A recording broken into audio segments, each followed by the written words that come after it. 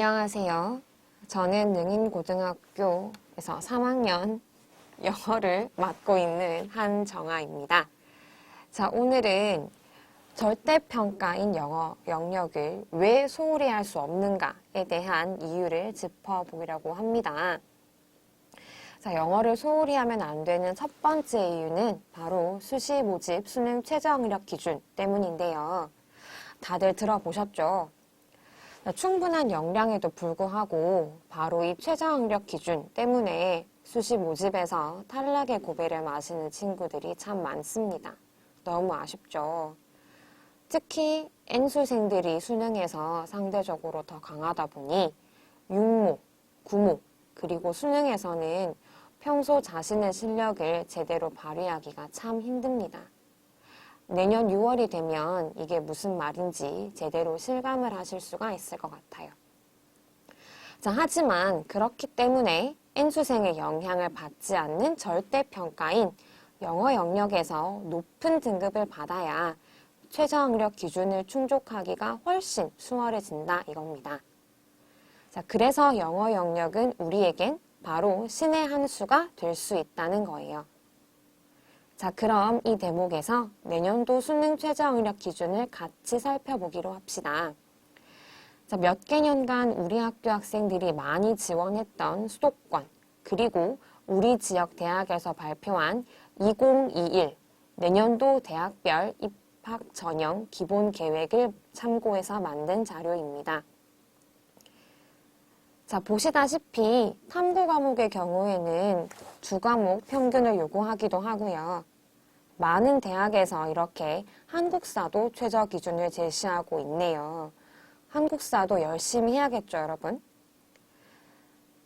자, 또 살펴보면 성균관대, 부산대 일부 학과는 이렇게 영어 영역에만 따로 최저학력 기준을 제시하고 있기도 합니다. 자, 또 한번 살펴볼게요. 자, 예를 들어서 경북대 행정학부를 간다고 가정을 해봅시다. 자, 가려면 최저 기준은 3합 6인 거죠. 그런데 영어가 1등급이면 나머지 상위 2과목에서 적어도 2등급, 3등급만 맞아도 괜찮을 텐데 영어에서 3등급을 받았다라고 하면 다른 2과목에서 1등급, 2등급을 받거나 혹은 영어를 제외했을 때 나머지 3과목에서 모두 2등급을 받아야겠네요. 자, 이제 보이시죠? 왜 영어 영역을 소홀히 할 수 없는 것인가? 자, 그럼 영어 영역 열심히 해야 되는 두 번째 이유를 한번 제시해 볼게요.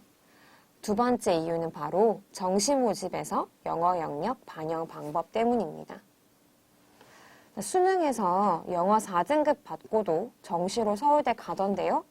라고 반론을 제기하실 수도 있겠죠. 물론 있었고요. 올해도 있을 것 같아요.